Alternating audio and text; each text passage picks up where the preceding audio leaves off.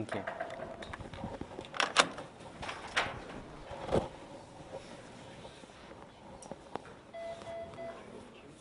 Okay, we're good to go. So thank you for coming along today. My goals are just to sort of, quickly run through the topics that we covered in the second half of the semester, which is the main focus of the final exam. I'll just touch them so that we are reminded what they all are. You can ask me any questions you want during that. We'll see if we can come up, if there are any points that can be clarified there. And then on the website, we have the finals from the last 2 years, and we can look at the questions there, just to sort of I can talk you through what's going on, and you'll see that they're somewhat predictable in terms of the topics that are going to be covered. So hopefully that will make it easier for you. Does that sound okay? Anything else you want to? If there's anything else you want to talk about, you can just bring it up. So this is pretty much what we covered. The basic ideas of filters, how we specify filters. We looked at these ideas of all-pass filters and then minimum and mixed phase and maximum phase filters. We looked at the IIR filter design techniques, which involved analog filter design and then transferring them to discrete time through the bilinear transform. We looked at FIR filter design techniques, windowing, and then the Parkes-McClellan-Ramez filter design process. We looked a little bit at implementations, just the idea of how you realize a filter in terms of block structures, which has some secondary considerations. And we looked at the FFT. That's pretty much it. So just expanding on each of those topics a little bit. When we're talking about filter design, we have to be able to specify what we want. I mean, the idea is that we've got some kind of abstract need for a filter, and then we're going to design an actual implementation that meets that need, but the need is somewhat, there's some details which we can leave, which we can vary depending on the implementation. And so the paradigm of a filter is that we've got a pass band and a stop band. We want to keep what's in the pass band, essentially, ideally unmodified, and remove what's in the stop band, ideally remove it all. But, to get an actual realizable filter, we relax that a little bit, so we have deviations from ideal in the pass band, which is ripple, and the stop band, which is these kind of, lobes in the stop band, which don't completely remove the signal, but are below some minimum attenuation level. And then we're also going to have some range of frequencies where we don't restrict what happens, or at least we don't say that it has to be within either of these bounds. Of course, there are plenty of situations where you want to build a filter, it doesn't really fit this. It's like you're not trying to exactly remove some signals, but you're trying to just adjust them by different levels of gain. So this is not a universal formula, but it does cover a lot of pretty useful situations. And of course, you can build up other kinds of filters with these building blocks if you have things that behave well under these kinds of conditions. One kind of filter that doesn't fit that pattern is the all-pass filter, which has a gain. It passes all frequencies. The entire frequency range is the pass band in that terminology. But it allows you to modify the phase. And the all-pass filters have this neat algebraic structure that they have, we can express them as rational polynomials in the Z on the z-plane. But the polynomials are the same order but have the coefficients in reversed orders. So they have these so-called mirror image polynomials, which we can express as one polynomial of z and then the same polynomial but as a function of z to the minus 1 with some kind of normalization to make sure that they're both the same range of powers of z that we're dealing with. And of course, these things aren't. This is just, for a given filter, this is just a shift in time, so it's not a big deal.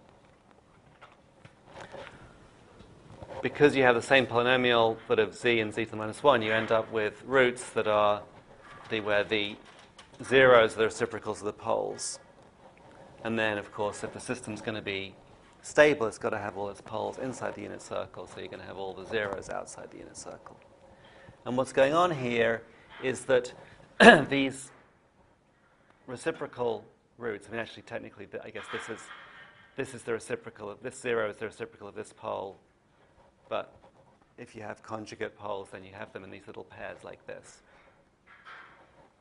And in terms of what happens to when you have this pole pulling up just outside the unit circle and this zero pulling down just inside and just outside the unit circle, then at the unit circle they exactly balance. And that's why the gain, the magnitude of the gain on the unit circle, which is the frequency response, the magnitude response, is 1 or is constant for all frequencies. But it's not a degenerate, system that just does nothing. It does actually, it's doing quite a lot, and we see that in terms of the phase response. The phase response is non-zero, non-linear. It's some non-trivial modification of the phase.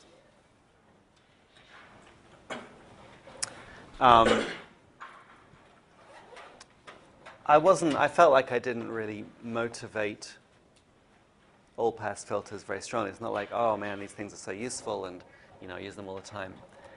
They're more, in this way, they're more like just kind of, they're a neat piece of math or whatever. It's a neat little curiosity that happens with this whole filter structure. But they do have a bunch of applications, and the applications come from the phase properties, obviously. But not just sort of the obvious thing of trying to fix the phase when everything else is okay, but you've got the wrong phase. But also, if you have systems with particular phase responses, then when you do things like add them together, you end up with new responses which arise from the phase interactions. And that can be a nice and powerful way to change the behavior system because it emerges from the phase. Yeah. A lot of people implement like simple delays with all-pass. Yes, that's interesting. How do they do that? As in, like the phase response would tell you some frequencies are delayed more than some other frequencies. That's right. Okay, so what you've come across this? You've come across the use of all-pass filters to implement delays? I'm wondering what domain you've come across it in, because I believe that people do that, although I haven't come across it myself. But the point is that so one of the things is like we know that if we have a memory or a shift register, then it's obvious that we can delay a signal by one sample very easily and very precisely. And that's in fact the building block of all our systems, is this idea that we can implement a one sample delay, and we can, this system, we can analyze it, and of course its magnitude is 1, but its phase response is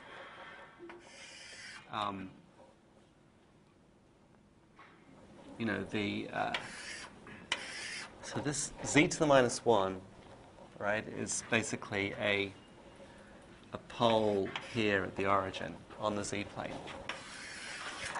And so, then what we, to evaluate the frequency response, we look at h of e to the j omega. So we look at e to the minus j omega, and so the magnitude is 1 and the phase is minus omega.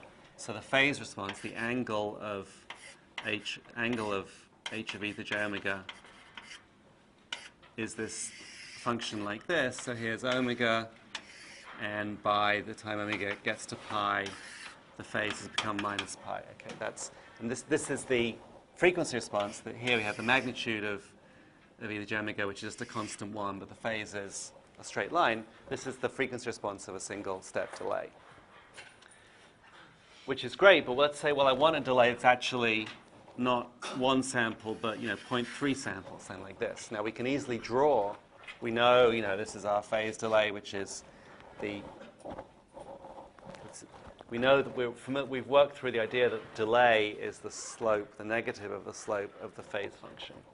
So if I want a 0.3 sample delay, I know it's something that looks like this. It's going to have a flat gain. It's going to have a phase response that is flat, but with a slope of negative 0.3 rather than negative 1.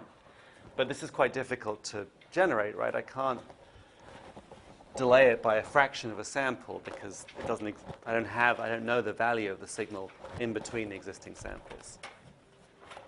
But if I can take my all-pass system and build an all-pass system that has a phase response that, the phase response is probably going to do something weird down here. But if I've got this range of frequencies I care about, and I can make it approximately flat with some arbitrary slope in here, and then maybe off here it sort of does something nasty. Over this range of frequencies, and as long as the gain is going to be 1 everywhere because it's an all-pass system. Over this range of frequencies, I've got a very good approximation of a fractional delay. And typically all I had to do maybe was have a single first-order all-pass something, but with enough of a warp that it looks like this. And so that's kind of a simple way to implement a fractional delay. Since we're talking about it, we can think about what happens with this fractional delay if we just take the system. Well, we know what its phase response is, we know what its magnitude response is. We can just take the IDTFT of that, and it turns out to be, the sinc function. It's just like the low-pass filter, but now it's a low-pass filter at the Nyquist rate. So it's a sinc function. But if it's the sinc function that if we sample it right on 0, then it is just the delta function. It's the sinc function where the spacing is exactly a sample period. So this is t, if you like, and this is, n sampling interval. So that's why if we delay by 0, if we delay by exactly 2 samples, we just get a delta function as the impulse response. But if we delay by 0.3 samples, we get this function here that is a sinc function offset by 0.3 samples, which of course has this horrible long impulse response. So we can approximate that with a big FIR filter, just like we could approximate an ideal low-pass filter with a big FIR filter. But that's a lot of multiplies, whereas something like this is just a couple of multiplies. And it should have an impulse response, at least in low frequency, which looks like this, whatever that means. But we don't have to implement it with a lot of coefficients. Okay? Yeah? I guess I don't understand the fundamentals of this. So what the phase response plot tells me is, say, 0.1 pi is delayed this much time, and basically higher frequencies are delayed more. Yes. No, less. Higher frequency. So the phase response is basically telling us about time shift, but it's doing time shift in this sort of slightly obscure scale of the phase of the sinusoid rather than the actual time in seconds. So if I have a system whose phase response was, this is the angle of h of omega as a function of omega, and it's minus 0.25 pi for all frequencies. Okay, so that seems like it's got a constant phase response. What does that mean?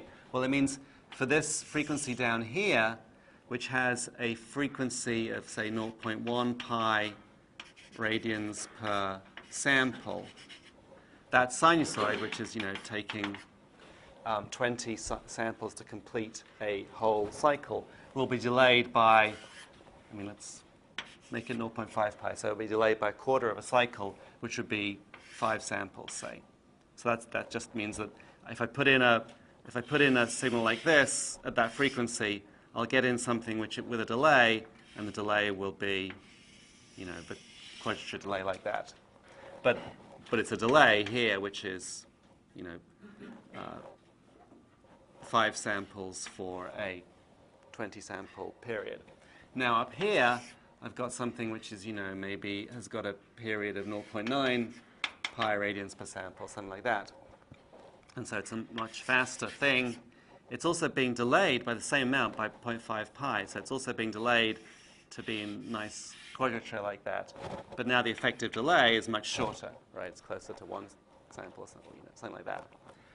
And so a constant phase delay corresponds to a decreasing time delay as frequency gets higher, because the phase is telling you the time delay as a proportion of the total cycle length of that sinusoid. And the converse of that is that a constant time delay looks like a linearly increasing phase delay, because that constant time corresponds to a larger and larger proportion or number of cycles at the different frequencies. So, I mean, there's nothing to it when you look at it like that, but we end up wanting to describe it in this way, which kind of hides a little bit what's going on.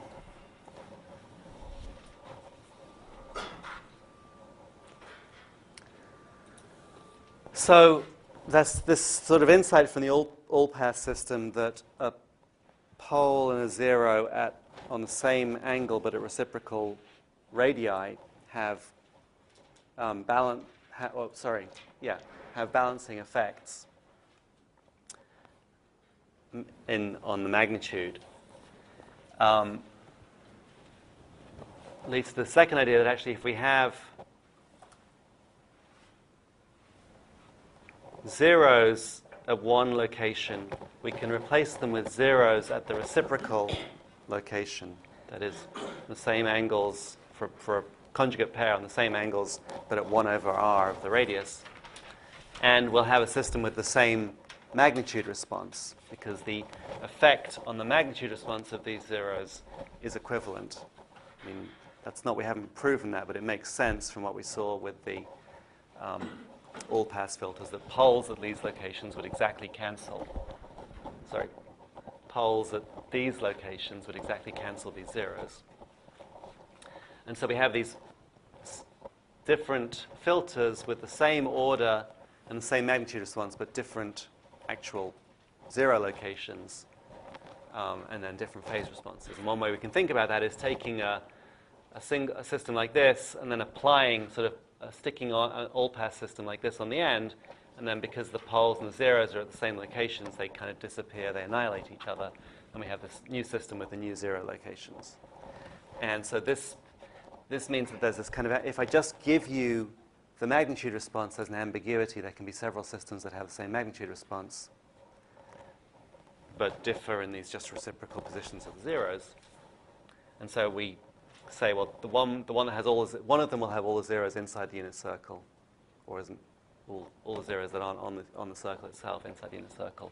We call that minimum phase, and all the others are at the mixed phase, or if it has none of the zeros inside the unit circle, then we call it maximum phase. And that the reason that we use those names is because this one typically has the most compact phase function, the phase function that stays closer to zero, and this one has the least compact, the phase function that moves furthest away from zero, has the largest phase shifts for different frequencies.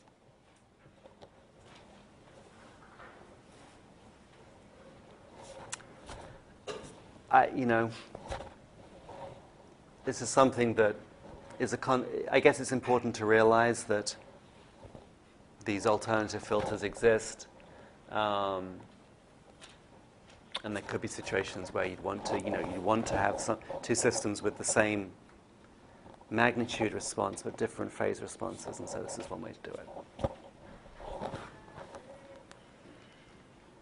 And that, what I'm thinking is, I wonder how you could make a nice exam question out of that.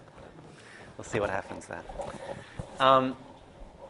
That's one of the reasons I do this, right? I'm doing this before I've set the final exam, because it's good for me to go over everything and remember, oh yeah, I should ask a question on that.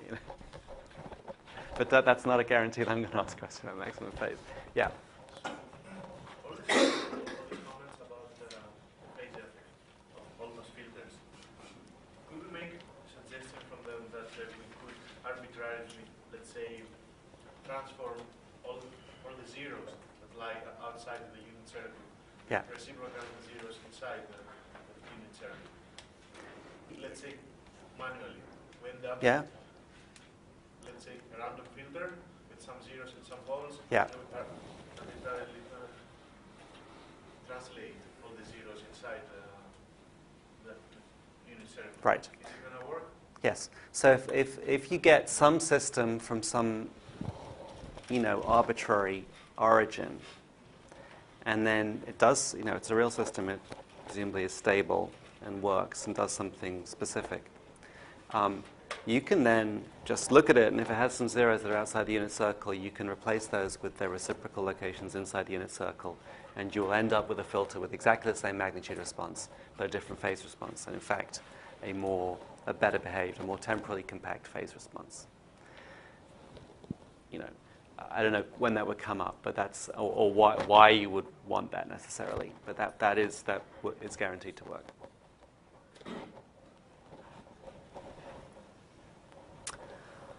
Okay, next thing, now we've dealt with these little curiosities in filter structures. Now we're getting on to the main meat of filter design. And so the first thing we covered was IIR filters, which are filters with poles, and which we approach by just taking the prior literature on how to build filters in continuous time and translating that into discrete time. So these are the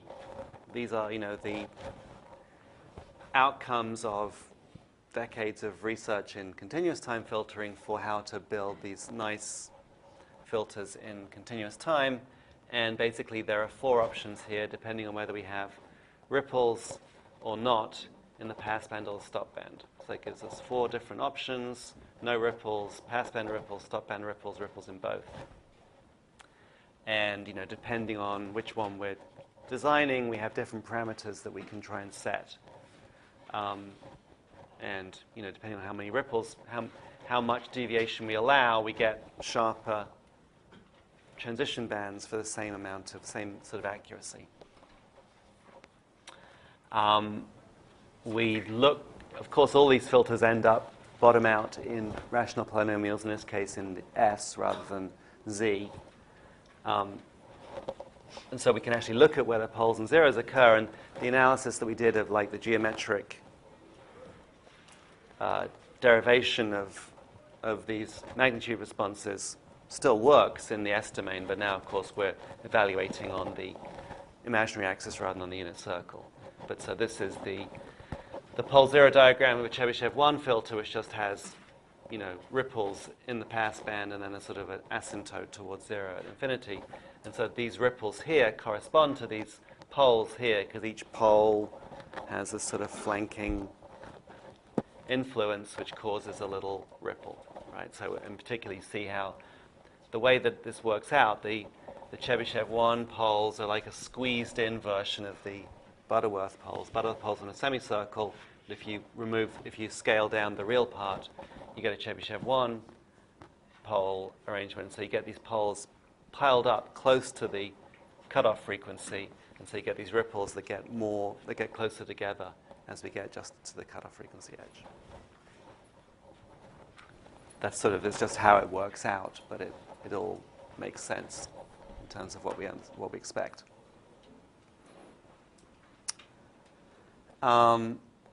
So once we've got these filters designed in the analog domain, we then use the bilinear transform, which is a one-to-one mapping from the S domain to the Z domain. So we've got an equation where we can calculate S for any Z, and similarly we can calculate Z for any S. And without having to go too much into what's happening in terms of that transformation, as long as it's a one-to-one mapping, if there's some value of S where some polynomial goes to infinity, that is a pole of that polynomial in S, there's some point that it maps to in the transform domain where the function still goes to infinity. The transformation is that if I can map S to Z and I can rewrite my polynomial in S as a polynomial in Z, then for the same, for the corresponding values of S and Z, I'm going to get the same value out of the polynomial. So if there are some values in here where S goes to infinity, then I map those and I find some values in here where Z goes to infinity, and those are going to be the poles, the roots of the denominator of my Z transform polynomial. I don't have to actually work it out and solve it again. I know what it's going to be. Same for the zeros. And so I have this mapping of the poles and the zeros, and then also, because with the bilinear transform, all these values here, the purely imaginary values of S, map to these unit circle values. And so my values of my frequency response map onto my values of my frequency response in the discrete time domain. And so if I've got some nice polynomial with these nice properties on the frequency axis, on the frequency response in the continuous time, I'm going to have those same properties on the frequency axis in discrete time. Because I'm transforming an infinite frequency axis, a continuous time frequency axis, onto a finite length, before it repeats, a periodic frequency axis in the discrete time domain, there has to be some warping, and the warping is this arctangent function, which takes the infinite continuous time frequency axis and sort of squeezes it in to map it onto a finite discrete time frequency axis. But the key point is that the actual values are all the same. So this has a minus 22 dB maximum stop band attenuation, and we have the same minus 22 dB with 1, 2, 3, 4, 1, 2, 3, 4 ripples in the warped domain. And the frequencies are still in the same order. It's just that they're warped, so that these features up here are kind of squeezed in. Whereas, of course, for here, it takes until infinity to actually reach this asymptotic attenuation value.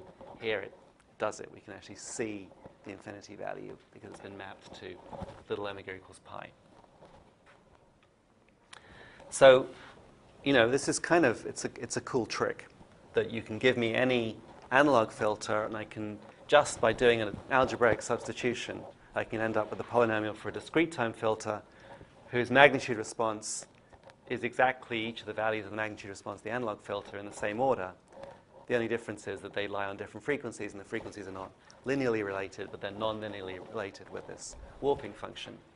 But given that, I can then say, well, if I want to get a particular discrete time filter, I figure out what those frequencies are going to have to be after I warp them. I then design an analog filter with those pre-warped frequencies, do the transformation, I get the discrete time filter that I want.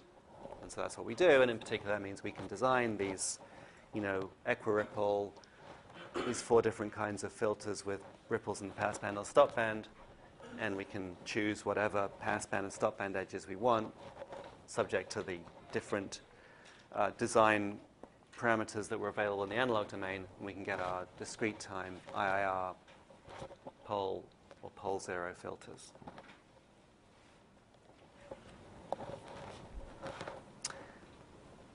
And of course, in practice, we let MATLAB do all this work for us. But it's important that we understand what work it is that MATLAB is doing for us. The alternative to IIR filters is FAR filters, where we don't have any poles. And that's kind of nice because poles are treacherous. If you have poles, then if something happens to your filter specification, you may end up with a pole outside the unit circle, which means a system where you feed back energy in at some frequency, the amplitude doesn't decrease, it grows, and then you have explosion, your system exploding. FIR filters, which means there's no feedback, it's all just feed forward, that you can guarantee they're never going to explode like that. So they're kind of nice, but the price you pay is that to get the same kind of filter performance, you typically have to use many, many more zeros, much higher order system, many more multiplies per point. But on the other hand, we can do things like designing a system that always has linear phase. We don't have to do that. We could design all zero filters with nonlinear phase, but since we have other ways of generating good filters without linear phase. We focus only on the linear phase FIR filters. And the linear phase, the idea that the phase response corresponds to a pure delay, actually is the same as saying that the impulse response has symmetry. That sort of makes sense. If you have an impulse response that is symmetric in time, any particular sinusoid is going to be attenuated by a different amount, but it's going to have to remain sort of centered just by symmetry arguments. If you have a cosine which is zero phase and you have an impulse response which is zero phase, there's no way that the convolution of the two could sort of shift to one side or the other because they're both symmetric, so you can flip it around and it has to be the same result. So we look at these linear phase FIR filters, which are the symmetric impulse response filters. We looked a little bit at what the constraints of those things are, that you can decompose their frequency responses into a pure phase term, which is basically the delay from half the length of the impulse response, and a pure magnitude term, which ends up being composed out of these cosine or sine basis terms, depending on the order of the filter. One way we can generate these kinds of symmetric filters is by taking an ideal impulse response and then just truncating it. You get an ideal impulse response by taking the inverse DFT of something we've drawn in the inverse DTFT of something we've drawn in the frequency domain. Then we end up with something that typically is unlimited in time domain, but we can truncate it or we can use a window to make it finite length. And then we end up with an impulse response. When we do that process of multiplying by a window function in the time domain, that's the same as convolving the Fourier transforms of the two things. And so if we have an ideal frequency response and some window function which has this, this is the DTFT of a rectangular window, if we convolve those two in frequency, which is the Fourier transform dual of multiplying in time, we get something that looks like this, and we get these wiggles, these transitions, and these ripples, which are directly a consequence of the main lobe width and side lobe height of the window function. So then we saw that by looking at different windows, if we make them smoother at the edge, they will have less, they tend to die away more quickly with frequency, or they are smaller for higher frequencies, although by making them smoother, we tend to make them broader in the main lobe. And so we can get a sort of family of different approximations to these ideal filters by using different window functions. And that's, again, it's nice because it sort of ties into our understanding of how the Fourier transform works and how these discrete time systems work. And it's also a practical way of producing a filter that we have some simplified ideal response we're going for, and we can just truncate it and we get an approximation. We understand how that approximation differs from the ideal response. However, it's not an optimal filter in any sense. Once we just truncate it, we sort of, we don't have the best ripples, and we don't really have the ideal magnitude response unless we're looking for the integral squared error, which is actually kind of a nasty filter to deal with. So in practice, what we do is this basically an iterative approach to try and find the exact settings for our impulse response, which will optimize some other criteria of the resulting filter. And the criteria we look for is the minimax thing, where we're trying to find these filters which, like the analog domain filters, have ripples, basically like the elliptical filter, has ripples in both the pass band and the stop band, but the ripples are equal height, meaning that they're the smallest ripples that we could get for any filter of this kind. That's, if the filters were not equal height, there would be a similar filter where we'd squeeze down that ripple so it was the same height as all the others. And that's the least worst case filter, or the minimax filter. And then there's the theorem about how many extrema we actually have to have, the alternation theorem, which says, for a given order of filter, if you have at least n plus 2, I think it is, n plus 2 of these maxima, then you've found the best filter. And it's kind of like that's very abstract to me. It's like I have no idea how you prove that or what it means, but why it's like that. But what it means is that if we find a filter like this with these equal-sized ripples, as long as we have enough of these ripples, then we know it's the single best filter, and we're done. We've got the optimal filter, which is normally what we want to be sure we have. And then there's a nice algorithm for rapidly, iteratively building a filter like this, so that we can generate these minimax optimal FIR filters very quickly. They will have pole zero diagrams that look like this. You're going to have a bunch of points in the stop band where the gain is exactly 0, right? This is actually 0, so it's going, the way I've plotted it is going above and below 0, although if I plotted the absolute value, it would, of course, be rectified. But there are a bunch of values where it's 0, which are going to correspond to zeros on the unit circle in the pole zero diagram. That's the only way you can get 0. This system is still the result of some polynomial in Z. It's just a polynomial with no denominator. But that means for it to have a value of 0 on the unit circle means you must have zeros on the unit circle here. So you can always spot the stop band by looking for the zeros on the unit circle. But it also has zeros out here. And one way of thinking about what's going on here is that these zeros here, the typical, 0 is going to lead to a drop in the magnitude response. And there's this little dip in the magnitude response here, and that's being caused by this set of zeros here. But you can't, you might think there was just a single pair of zeros around on the real axis here. But it turns out there's a sort of set of zeros like this, that they sort of balance to give us this single ripple in here. But so this kind of pattern of a bunch of zeros on the unit circle, and then some zeros sort of near, not so near the unit circle in the passband, which is just causing the ripples in the passband. That's typical of the outcome of what you get from this Ramez design process.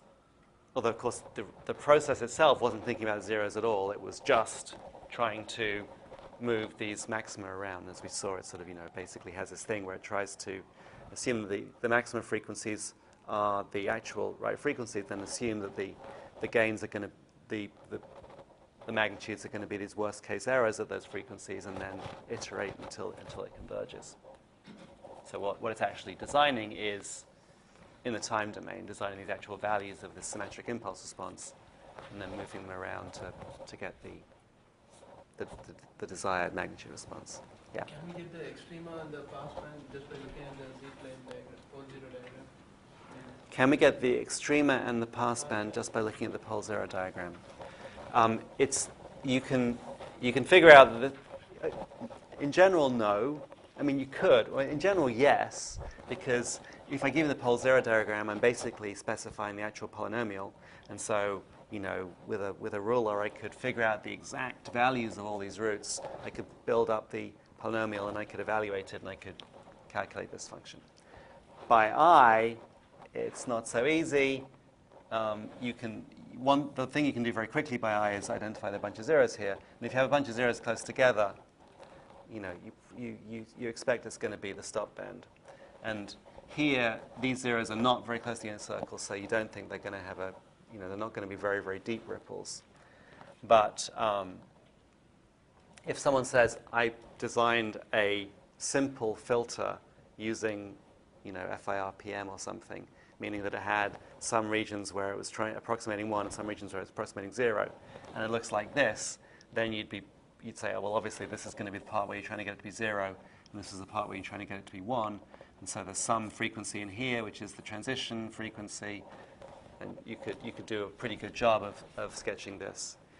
But in general, if someone just took something like this and moved the zeros around slightly, it would look the same, but the magnitude response could change quite a lot. You could certainly make the ripples non-equal and stuff like that. That would be hard to spot.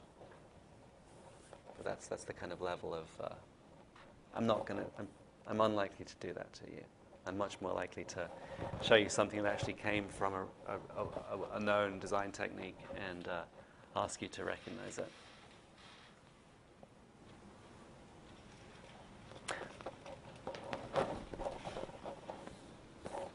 And then, yeah, the other thing we spoke about was this idea of how you actually implement a system. You know, in all these design techniques, what we end up with is this polynomial description, which, you know, there are different ways we can implement it. The classic way of implementing the systems is as a set of delays and gains, right? I mean, not usually in these pictures are sort of inherited from analog systems, right? Where we do actually have a wire going through an op-amp that then is scaled. And of course, we don't have that because in a discrete time system, any of these wires is actually, you know, a digital number in some register somewhere. But nonetheless, this is still, you know, can be fairly close to some, like, you know, FPGA implementation or something like this. But we do have separate blocks for each of these things. Or it can be a piece of software with different variables. But again, you know, this is just saying, well, here we calculate this part, we get a new variable out, and then we calculate this part, etc. And so, although the actual details of the implementation vary enormously depending on the substrate, there's still some use in this level of abstraction where we're talking about sequence of operations and things like that. And we can end up with different, you know, systems, different layouts like this, which would correspond to, you know, implementations which you can differentiate but have the same first order system response. But you can think about second order considerations like the dynamic range of the intermediate variables, so that you can worry about things like quantization noise or clipping, and then the number of operations and things like that. So that's, you know, there's a big issues in practical signal processing systems, but it's a little difficult to go into them in huge amount of depth when we're sort of dealing at the level of abstraction that we're dealing with in this class. But this is decomposing an arbitrary pole zero system into a set of second order blocks. Each block like this will implement, you know, it's got feedback, second order feed forward. So we've got 2 poles and 2 zeros. With the fifth gain term in here, it's a completely, you know, it can implement any second order system. And if we have a higher order system, we can break it up into blocks of pairs of poles and zeros, implement each of these like this, and then put the whole thing together. And, you know, with a module like this, we can build up any higher order system. So very often this will be a design building block that will be available in whatever structure you're using, either as a software subroutine or a little cell in a hardware design.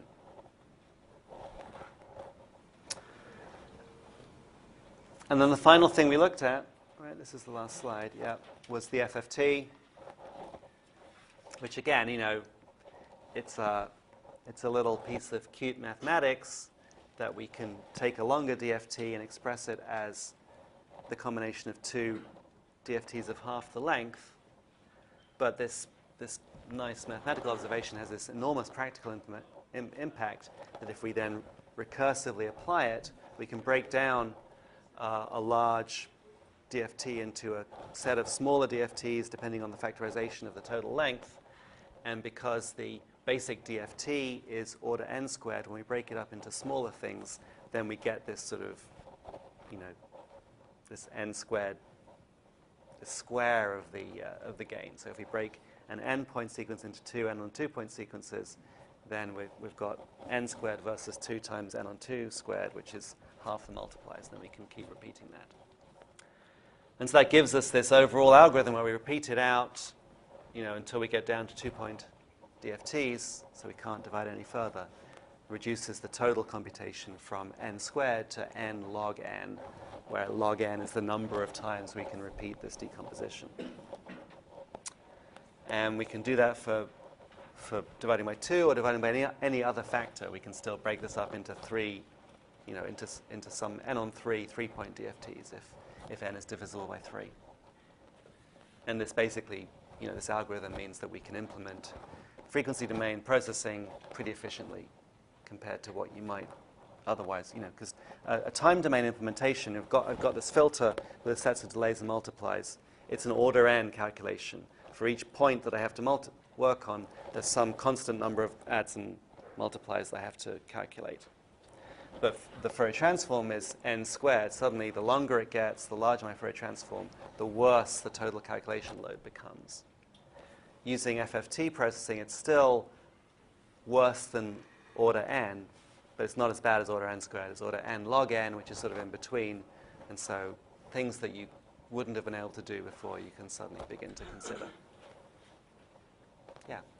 What if you have, like, instead of, for example, dividing over a power of 2, let's say 2 to the n, your FFT, if you have a cross factor, like in the homework problem that we had to the first step into 3 and the second step into a 5-point DFT. Yeah.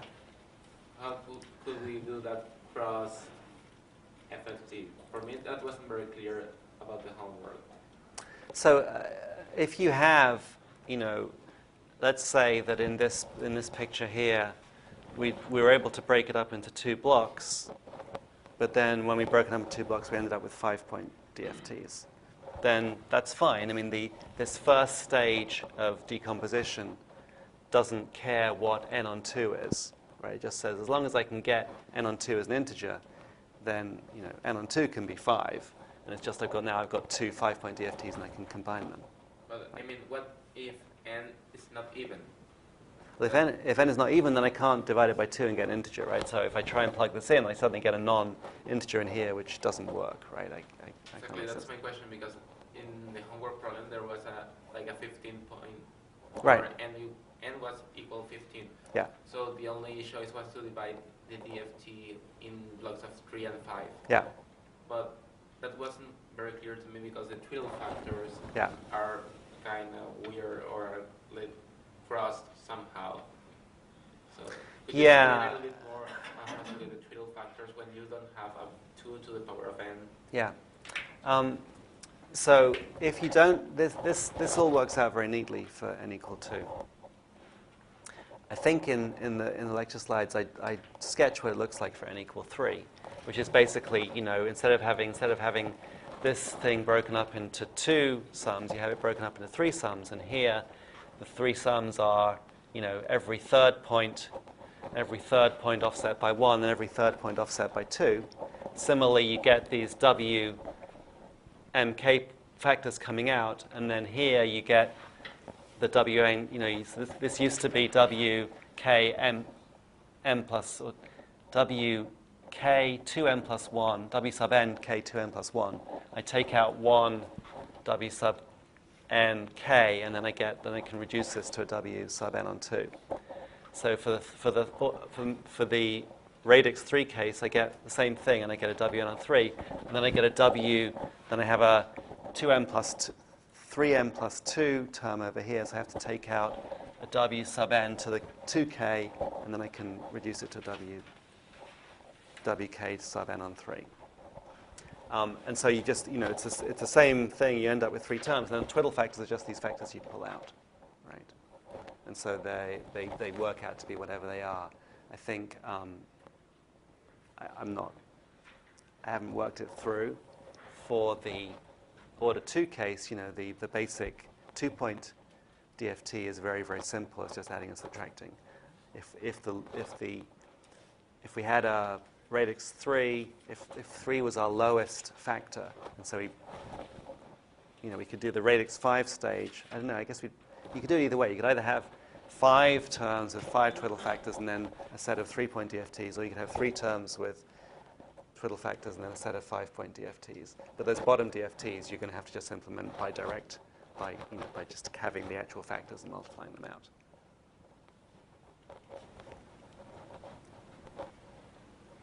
So the more times you can break it down, the bigger gain you get from this. And so with 15 points, not going to be a big deal.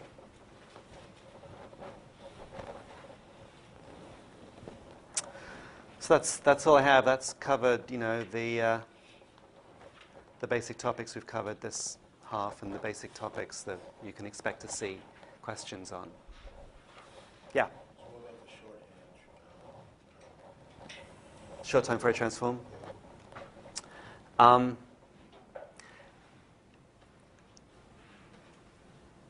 don't always cover that. depends on how the semester works out, and so it's not part of the canonical content. I did cover it this semester, so it might show up or something. I might make some reference to that in the final. And then was this split old material and new material after the midterm?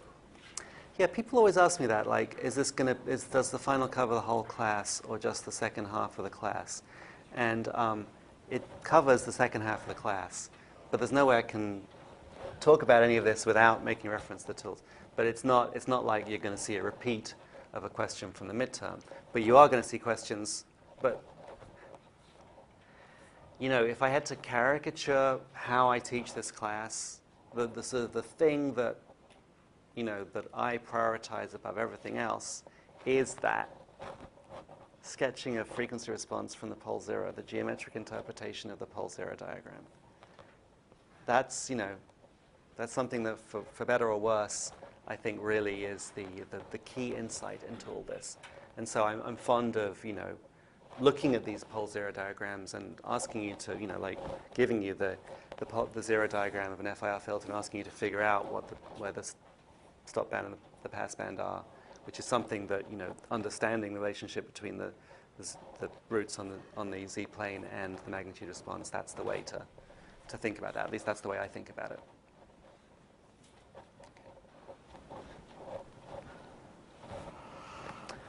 So I don't know what you want to do. We do have we can look at some of the questions in the example finals. I don't know if you guys have looked at them yet. Is there any question, any part you'd like to actually look at? Or is there anything, what else, anything that anyone would like to talk about right now?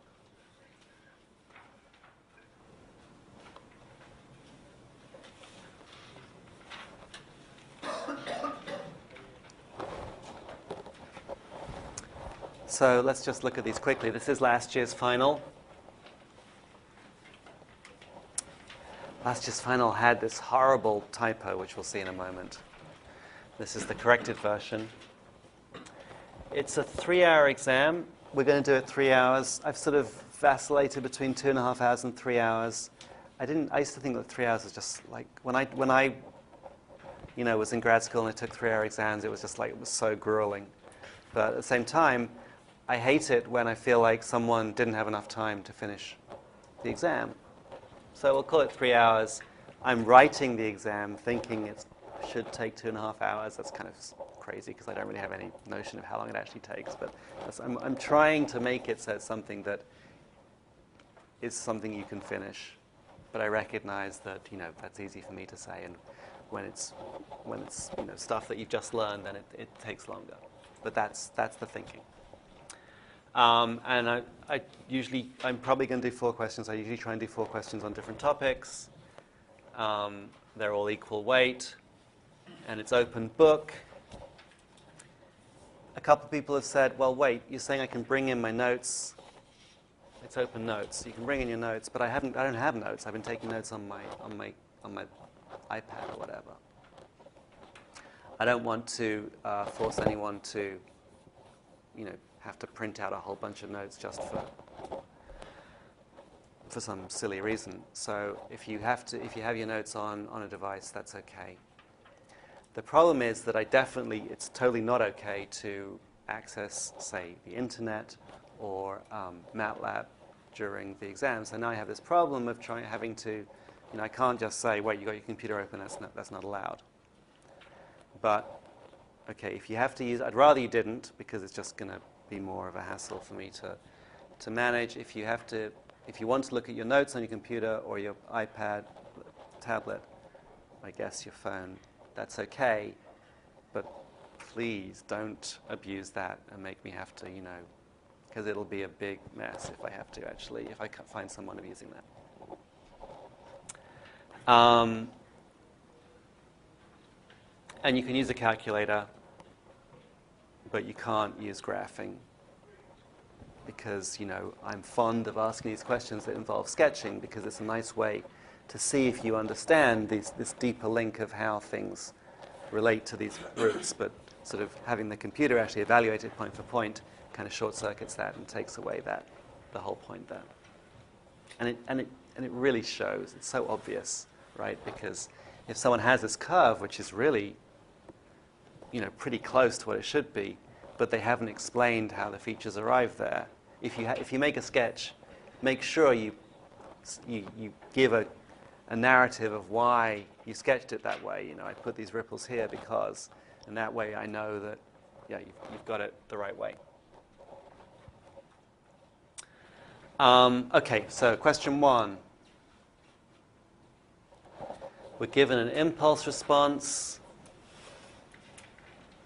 We're asked what kind of system it is. I guess it's a 3-point finite impulse response system, right? Because it's got 3 points and it's a finite impulse response. What kind of system is this? Well, it's interesting.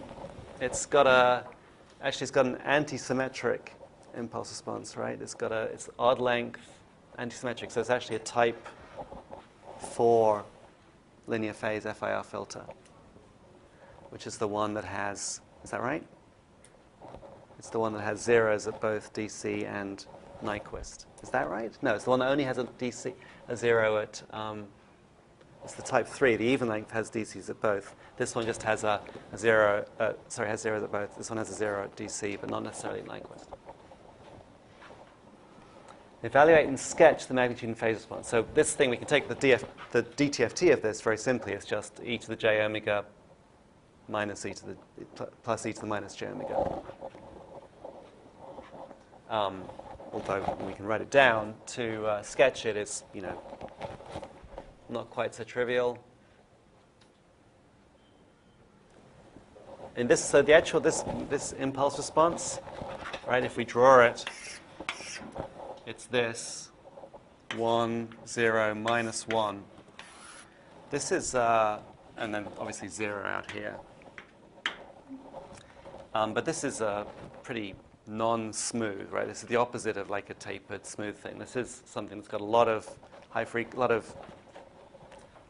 rapid changes. It's going to have a lot of high frequency.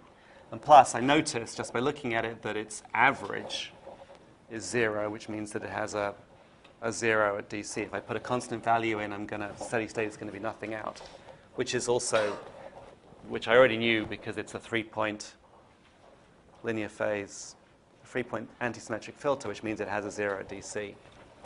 So I expect the magnitude response to look something like this, right?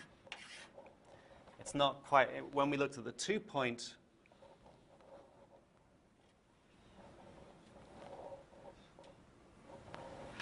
what's going on? This thing is going to cancel. I'm trying to be a little I'm cutting too many corners here. The way to do this is to write down the actual DTFT and then evaluate at some points, and you can plot that curve.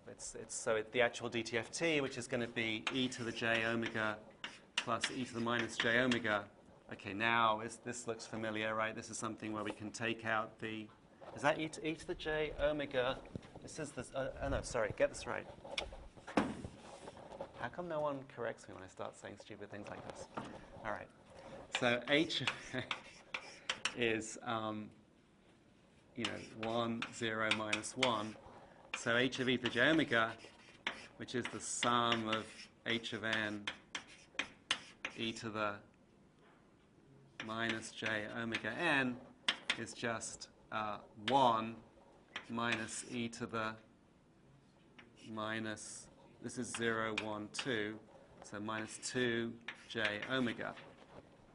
Right, and so now I can rearrange this as e to the minus j omega times e to the j omega minus e to the minus j omega, which I can rewrite as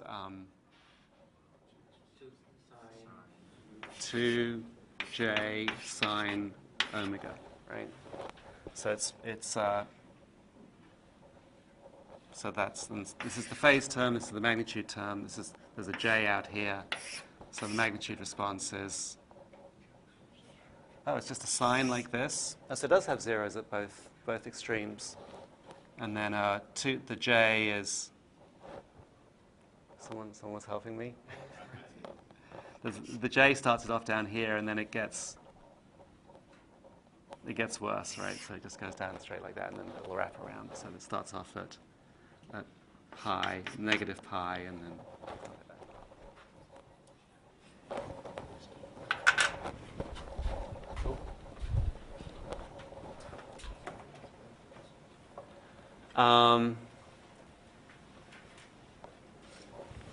we put 2 of these. Just means that we, if that's the frequency response is going to be square of the one we just calculated. So that's kind of cute that actually we end up with this thing that now is the square of a sine, which of course is a sine of double the frequency, and the phase just gets twice as sharp.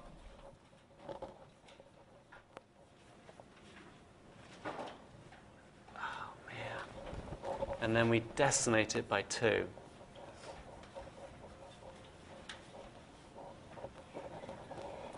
Decimating it by 2 just means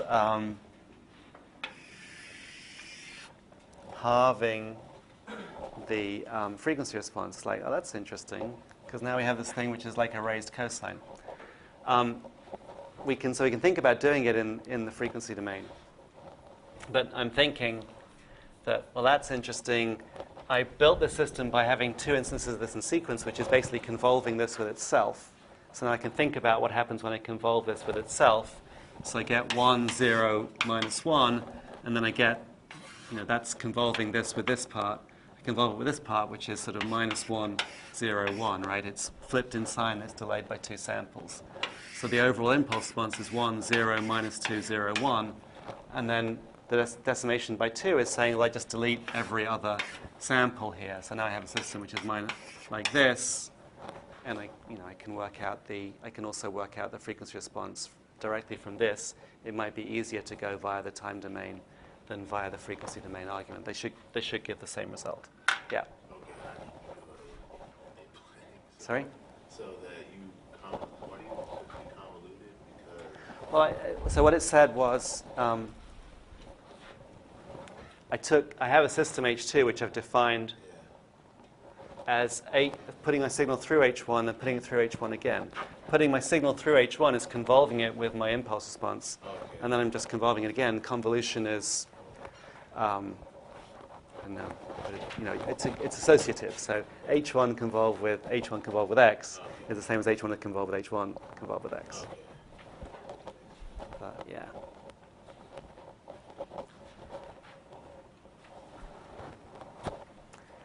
These are the kinds of questions that I like to write. I mean, as you can tell, I haven't looked at this question since last year. I like questions. The kinds of questions I like are things like where it sort of seems like I'm asking you to do something quite complicated, but if you sort of see what's going on, you can solve it without too much thought. In this case, now that I look at this, it's like, yeah, I could work out the DTFT of this, but it's going to be it's going to involve actually having 3 terms. So now I think this approach where I can square this automatically in my head, and then as long as I get the decimation by 2 process correct, which I think is just compressing the frequency axis, I should get the right answer. In an exam situation, the right approach is have a kind of quick and dirty, intuitive expectation of what it's going to be, and then actually work it out and then make sure they agree. Right? Obviously, if there are 2 ways of doing something, then you have the opportunity to check your answer, and so you will try and do that. So in that case, the factor of the decimation is referred to the H1 system, or it's referred to the H2 system? It says that H3 is H2 followed by decimation. So we actually, the process is we take these 2 signals at the original sampling rate. We apply the filter, apply the second filter, which is the same filter again, which is the same as applying this, combination of 2 of them, and then we throw away every other sample. But that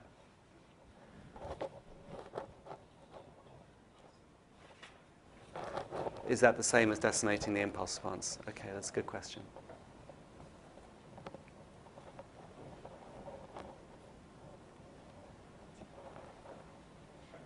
It has to be, right? The the output of my system followed by decimation is going to be, this convolution, the convolution including the zeros, which implicitly throws away, ignores every other point of the input sequence.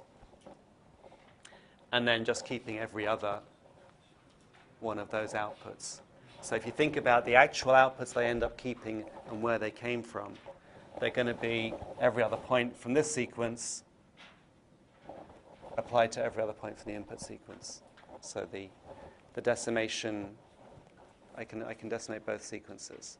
It wouldn't have been true if I'd been decimating something that didn't have zeros in here. Then, there would have been other points involved all the way along. But in this case, I can get away with that, I think.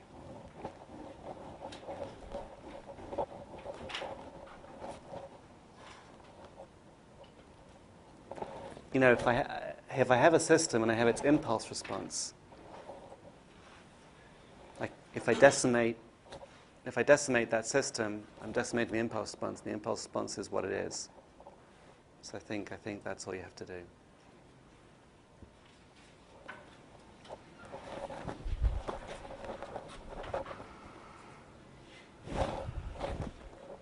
What do you want me to do? You want me to look at the next question? Okay. The filter below shows the magnitude response of an optimal minimax continuous time filter. Okay, so we're talking about continuous time filter here. Optimal minimax just means it's one of those nice continuous time filters that we looked at with, nice equal-sized ripples, although we can sort of see that by looking at it. I guess we can see it's a minimax filter. We can't, by looking at it, know that it's an optimal one, but it tells us an optimal one. All the features are visible, because if someone shows you this, there might have been another notch over here, which is because it's an infinite frequency axis on a linear scale. No, it's on a log scale, but anyway, it's not the whole infinite frequency axis. But it's saying, no, there's nothing. This is all the parts that you need to see. And it's asking you what it is. What is it? Elliptical, exactly. It's got ripples in both pass band and stop band, so it's elliptical filter, very, very sharp transition band. And then be specific as possible how it was designed. So I was saying, well, we designed it by specifying the ripple depth in this pass band, the worst case attenuation in stop band, and I guess you specify the pass band edge, and then the stop band edge is whatever it's going to be, but it figures out the transition band. I mean, typically, there are probably other design criteria, but the way we've looked at it is to specify the ripples and one frequency edge, and the other frequency edge is what the free variable is. Sketch its pole zero diagram as well as you can and explain what's going on. And so what's happening here as well, there are clearly going to be some zeros here on the frequency axis, and in fact, those are all the zeros that we have. In the Chebyshev filters, in the Chebyshev 1 filter, we didn't have any zeros. In the Chebyshev 2 and the elliptical filter, we actually do have these notches in the stop band, so we have zeros, and they're going to be on the frequency axis. And then we see some features here in the pass band, and we might reasonably assume that they're coming from poles, which we know they're going to be poles somewhere because this is an IIR filter. And I believe that's correct, that the actual, the right answer to this part, so it's on the S-plane, so now we're worrying about this. This is RE of S and IM of S. There's going to be a bunch of zeros here in the stop band. Oops. And there's going to be some poles, and there's going to be a pole very close to the transition band, and then from this peak here, each peak is going to likely to indicate the location of a pole. Another one back here, so it's going to look something like this. We notice that there are 3 minima here, which means we have to have exactly 3 zeros on the real axis here. And so we expect 3 poles. I mean, that's, if it's, again, we didn't cover this exactly, but it's reasonable that if you've got a 3rd order system, you've got at least a 6th order system. 3 zeros up here, 3 down here, we're probably going to, if we got 6 zeros, we've probably got the same number of poles. It would be kind of weird to have a sixth-order system that had like 4 zeros and 6 poles, something like that. So if we do have 6, then we're going to, we can see indications of 3 of them here. So, this is probably what it looks like.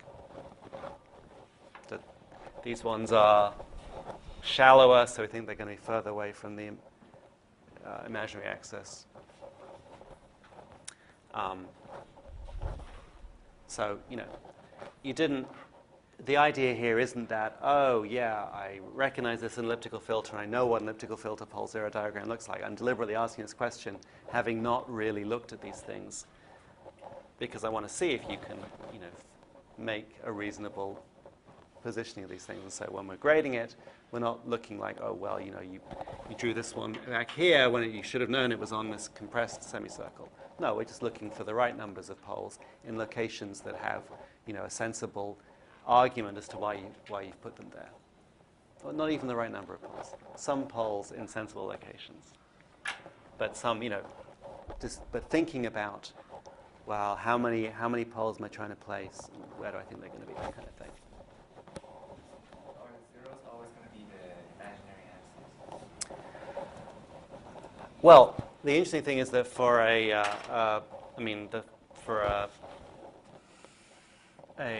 Chebyshev 1 filter, you don't get the zeros at all, right?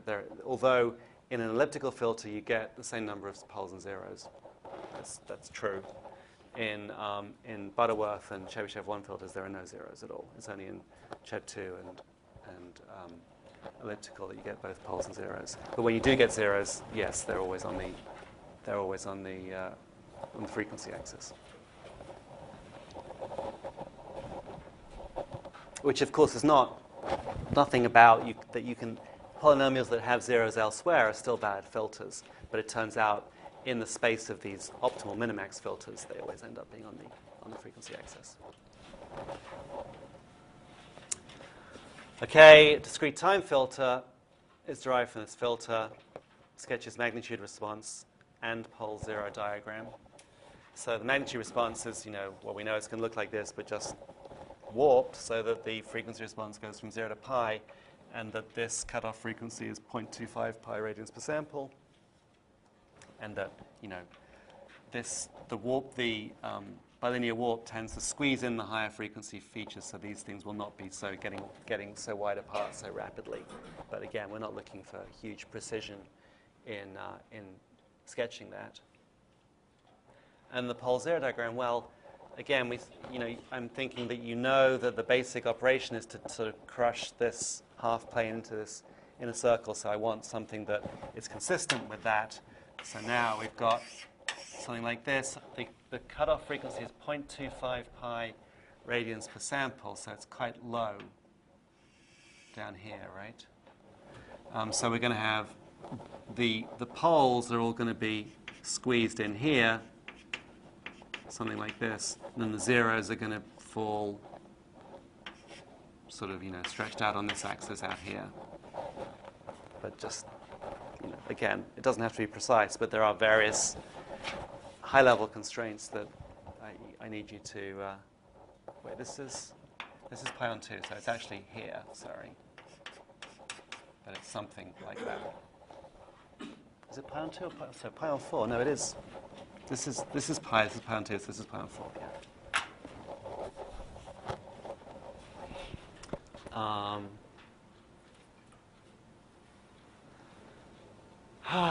An input signal like this is fed to the system. What is the magnitude of the DTFT of the output? So we've got an input which consists exactly of two sinusoidal components, one with 0 frequency and one with frequency pi radians per sample, which is the Nyquist. Well, we actually know what the magnitude, oh my goodness, of the system of those two values is, sort of.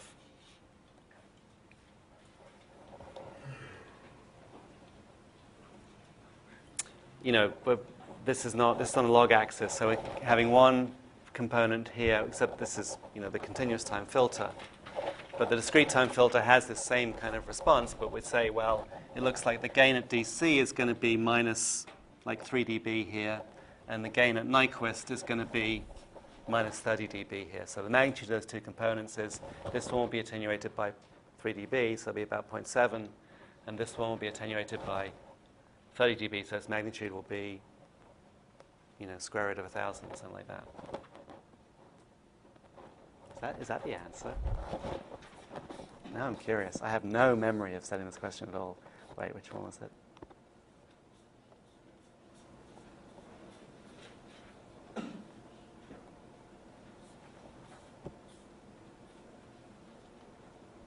So the poles actually are further out than I thought, although the scaling is weird here. And yeah, here they are on the z-planes. They actually bow inwards rather than outwards, but, I didn't know how to get that right. Yeah, here we go. So the DC component is scaled by about 0.7, and the Nyquist components are scaled by something smaller. 10 to the minus 43. Where do I get that?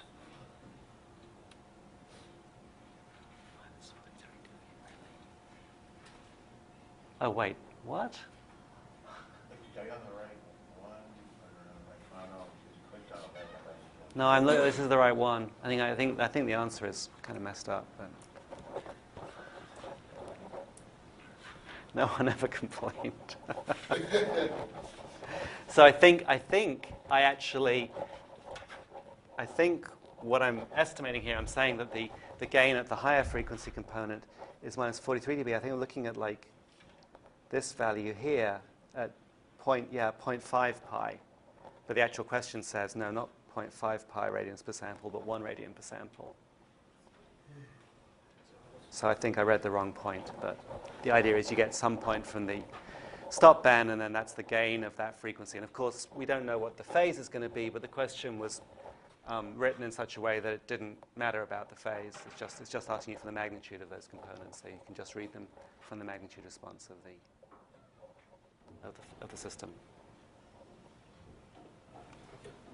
Can you just explain how you end up getting these poles for the elliptical filter? Yeah. The zeros was clear, but how do we get the poles at these locations? Yes. Why do the poles show up where they are? So again,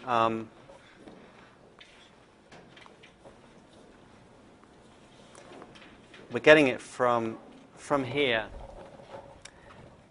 So how do we get, how are we going to come up with this system that has this sharp peak? Now, the reason that we have a sharp peak there is pretty clear, that allows us to have a system that will suddenly have this rapid transition. We want to have something that's sort of pulling it up just around there, so that then when we sort of leave that region, it'll shoot down. That's kind of like my anthropomorphic explanation. But what I'm thinking is this response is actually, it's the slice, in this case, it's the horizontal slice through some surface, like a rubber sheet type surface. It has a bunch of like these wells here around these zeros, so like, they're like pins in a cushion. And then something going on over here, which is pulling it up. And then when we slice it, we get this, nice response that then suddenly shoots up and does its thing up here. So what's causing it to shoot up is there's going to be some, pole here which has these sharp edges, and so it's going to be, the slice, the intersection through this pole. And so this pole, because this slice is so narrow, we're going to be very